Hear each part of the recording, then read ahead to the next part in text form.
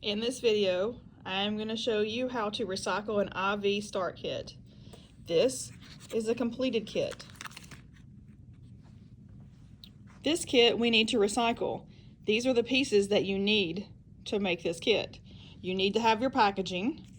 If this label is torn or stained, we will need to replace it.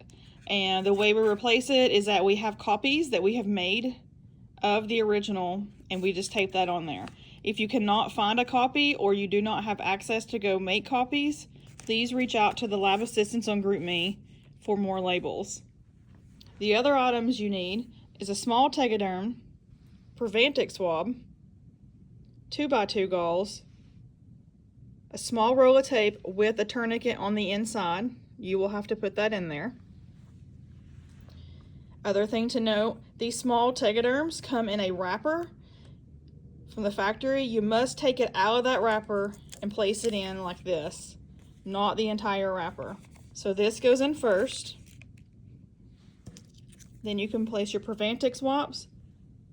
It has to be Prevantix. It cannot be Skin Prep or Alcohol Prep. It must be one of these. The 2x2 gauze, you could put 2 or 3 in there. The small rows of tape with a tourniquet on the inside. Sometimes they're in the recycle bin already like this because the students will put it back in there for you like that. Most of the time you have to roll it up and stick it in there.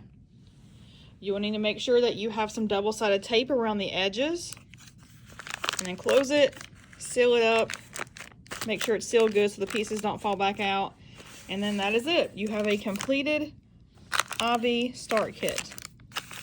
If you have any questions, feel free to reach out on GroupMe, send pictures to the group. Someone can help you if you have questions.